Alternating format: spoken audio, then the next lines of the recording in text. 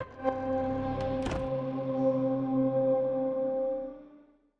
name is Dave Pottinger. I'm the president of Bonus XP and the game director on Dark Crystal Age of Resistance Tactics. I'm John Evanson. I'm the director of technology at Bonus XP. So you guys are going to show us a demo of the Dark Crystal Age of Resistance Tactics right now. Yep. It's a mouthful. All right, so we got a work in progress party screen here. I'm going to build out, I'm calling it the Pombo party. It makes use of a combo attack that Pombo has the ability to use. Pombo's our pod lane here. You can see stats are on the right. There's a job system in, I'll call it Dark Crystal Tactics for brevity's sake. Potion Master is the primary job. Paladin is the secondary here.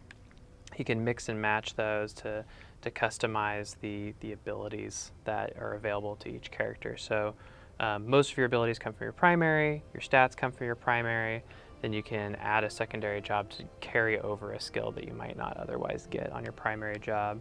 So Nafri here is an adept primary and a secondary as a scout. I'm actually going to go in and switch that around. I'm going to make my scout the primary, adept secondary. Make sure that I have fly available. I want to keep soothe. It's a good single target heal. I'll go ahead and get rid of that. All right. Can you talk about how many people you can have in your party on any given time? Yeah, so in the full game there will be 20 playable characters. Each map has a different amount of characters you bring into the mission. So in this one it's 3. I think the max, what is the max right now? Do we have a max? 5 is the kind of average and also the max right now. There Gotcha. are a few levels that have fewer, but 5 is the average. Gotcha. All right, so there's a kind of a state-based combo system in Dark Crystal Tactics. One of the moves that Pombo has here is Thwack. It requires that an opponent be silenced and marked for it to go off. So I'm kind of building my team around that. So we got the mark, and I'm going to go ahead and use Kevin. All right, we'll start game. So no spoilers here for the series if you haven't watched yet. But the plot of this map is the Chamberlain has pursued us into this forested area where members of the Resistance. Our goal is to weaken him to the point where he's forced to retreat. Pombo will never surrender. So you can, on the upper left, you got turn order. Again, work in progress, but turn order, who's up next, you can tab through to see what the movement area is of all the characters, who's up next. We got to watch out for this adept. He's going to sneak in about 2 turns and start fireballing everyone if we don't take care of him. So, A to jump back to Pombo. I'm going to move back. You can use terrain to your advantage here. If you attack from a higher point of elevation to lower, then you get a attack advantage. Lower to higher, you'll have a higher chance of dealing less damage. What I like about this map is falling back here forces the melee units to kind of come around either side so that we can slow them down. Dave, can you talk about like some of the challenges? Because not only you have different classes with abilities, right? You also have like the map plays a major key in terrain in your game. Yeah, it's a big thing with tactics games, what type of terrain you play on. We've taken an approach where, in general, the levels are pretty much contained on a single screen. We want you to be able to understand all of the components of the terrain and have that be something that you can really choose to play into your tactics and that you have to take into account.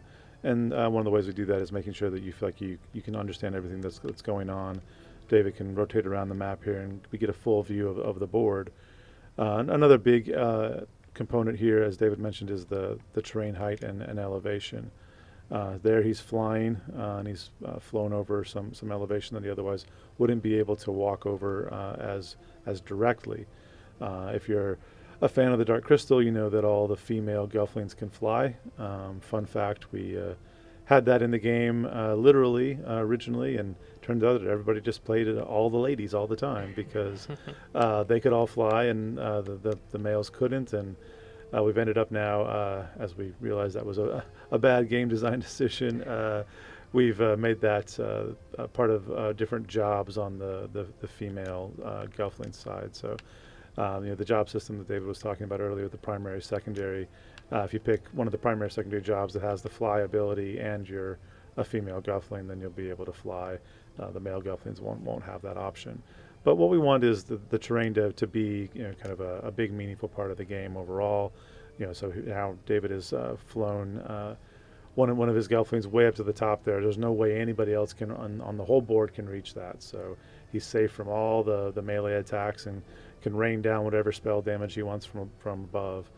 This is a pretty straightforward map. There's not any dynamic terrain here, but we have boulders and pillars, and if you're a super fan for the Dark Crystal, you know about gobbles. That is this sort of monstrously awful quicksand that will swallow you whole, and that'll be a terrain type, and you don't want to get stuck in there because that's essentially instant death.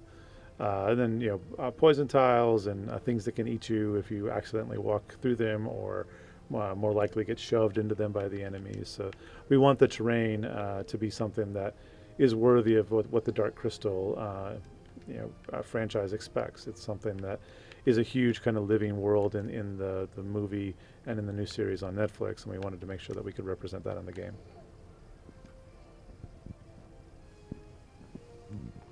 All right, so I tried to land a bash there. It hit, but it did not put the stun status on there. Uh-oh. Okay. He didn't land bash on me either, so it worked out. So I've been silencing, marking targets with Pombo here. I've actually set up the Adept so that I can now use Thwack. It'll deal between 34 and 122 damage. So I'm definitely going to knock him out here with 21 HP. Got him. Chamberlain's trying to paint us as the bad guy again here. His whole deal is manipulation. In this map, he prefers to hang back, use his debuffs. If you've seen the original movie, he has his please. That's what that animation is that drifts out, lures our attack. So I'm just up here silencing people until it clears up and I can fly back down. I think I'm going to go back down now. Dave, what are some of the challenges when making, because in Tactics games there's a lot of status effects and visual cues the players have to see what's going on, who's debuffed, who's stunned, who's silenced, that kind of stuff. What are some of the challenges to making that all visual to the player and so they easily understand it at a glance? Yeah, it's actually a really good question, and we're still in development here. We don't have all the features in, but we actually just last week decided to put a big AAA emphasis on that exact issue because we were having a hard time with people understanding it. So we've got, you can see the little mark icons above the characters there, and the super quick, I don't know, just do something that says they have a buff. The up arrows there that are, yay, they've got something good going on. There's the Chamberlain's please, and now he's procced 2 debuffs on Pombo there, which is the arrow down. So if David was to, cursor over to Pombo, we'd see that he's got those 3 essence down, so he's got less magic potential essentially. Attack down, he can't hit for as hard, and he's marked. And so when he's marked, that's kind of like you've been called out, and you have less defense, but also there are a lot of spells and abilities that do different things and are enabled based on target status state, which is a big fancy way of saying that some attacks don't work but only on stun targets, or there's a cool Gelfling ability under, I think, the Scout that's a double attack on a marked target. So what we want with the status effects from a gameplay standpoint is to set up all these combos. So I took David a couple of turns to set up a combo, and then he pulled it off and got a really great. Now he's going to lose. And he got a really great combo effect, and took the opposing Gelfling out in one hit, and that's really cool. But as you ask, it is hard to communicate all that. So what we're doing now is we're going back and doing basically completely different animation states for all the main status effects in the game. There'll be between 12 and 15 status effects. About 8 of those are pretty primary. And we've got things like root and blind, stun obviously that's in here now, and those are all going to get different animation states so that you can easily tell them in different effects. And it's also kind of a neat thing for a tactics game. One of the great things about a tactics game is it kind of plays at your pace. It's turn-based and things like that.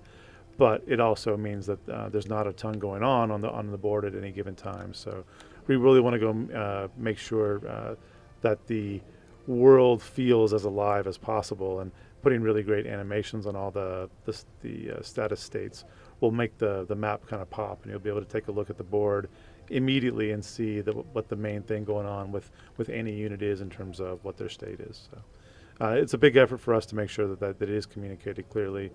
It's definitely something that's tough in a game that has this much depth and has all these different effects going on. It's something that the super hardcore players that are going to go in there and try to min-max every level and complete them as fast as possible, they're going to have to pay attention here. But they've got that one Gelfling there with four different status effects stacked up. So it's something that the players will have to pay attention to.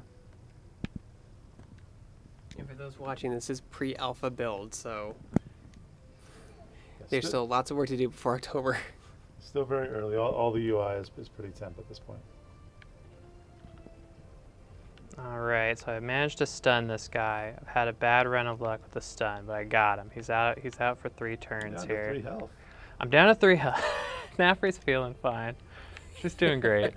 I think I'm going to silence the men. Oh no, he is still silenced. So let's see here. I could gust, but my magic power is pretty low. I'm gonna undo my move here. I guess I could soothe my partner here, Kevin, but I don't know. You know what? I'm going to focus in on the enemy tank, see if I can take them out. Oh no! Oh man, so close. That attack up bit me on that one. So Frenzy will raise the attack, but it will also silence an opponent. I get a little too cocky with it and think that I can just cast it on all the casters and be fine, but they do a fair amount of damage still. Dave, when you're making this is a single player, story-driven experience. You don't have to worry about multiplayer. What does that open up for you creatively? Because I feel you can do more when it's a single player game and don't have to worry about balance or having something be too powerful when you're making a single player game as opposed to like an online multiplayer tactics game. That's a great question. It's honestly a different kind of balance that we worry about. We worry about making sure that it feels like it's worth your time.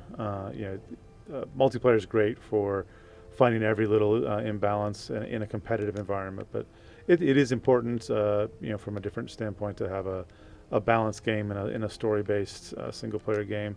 Nobody wants to find the best power 3 levels in and then just have that be the screw that wins the game every single time. So it's important for us to have a challenge with every level that you go into. And it's complicated in a game like this because we have a lot of player choice. So you're picking among the 20 playable characters that are in the game. You're picking which ones that you want to play with, and the ones that you play with are the ones that improve their stats as they level up in a job, and you're picking which jobs to use with them, and then which abilities to use with them, and then we don't have it. The gear system is not apparent in the game yet, but there's a whole gear system where you're collecting gear and equipping that on the characters, and that's another layer where you're making choice and investing in that. And our job as designers in a single player game like this is to make sure that every level that you play, no matter how you've decided to upgrade and how you've decided to make your choices, feels like it's appropriate and challenging. We still want you to have you win. Our chief designer, Bruce Shelley, from Age of Empires, Civilization, Railroad Tycoon fame, he has this great saying where our job is to make you sweat, but in the end, we always want you to kind of win. Nobody likes to lose all the time. So we've got a variety of difficulty levels that'll be in the final game, so everybody can dial in their difficulty level for the challenge that they want. people who are hardcore tactics veterans will go to the top difficulty level immediately. Somebody who's never played a tactics game, will probably play in story mode, which is the easiest one.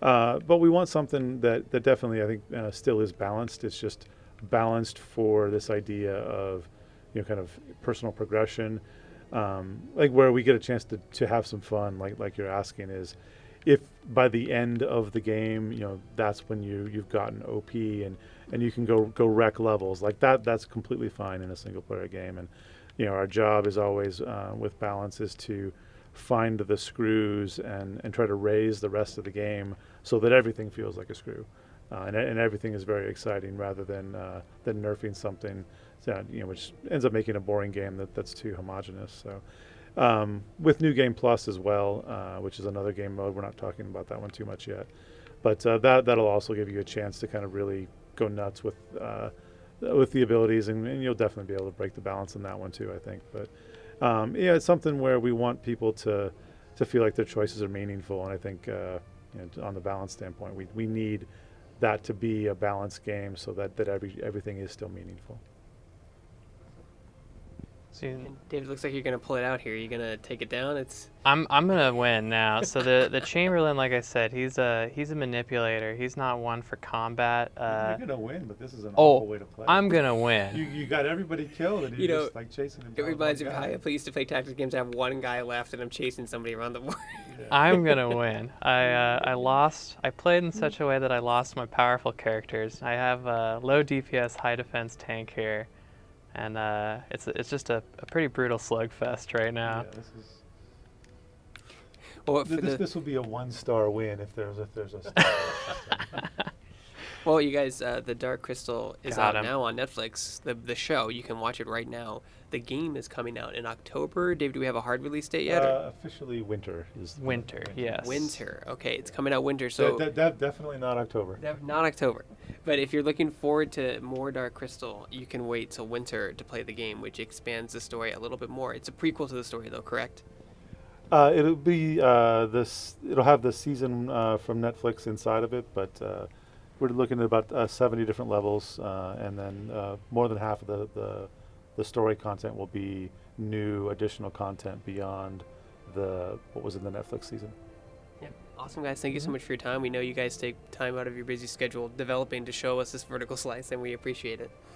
Yeah, thank you. Thank you.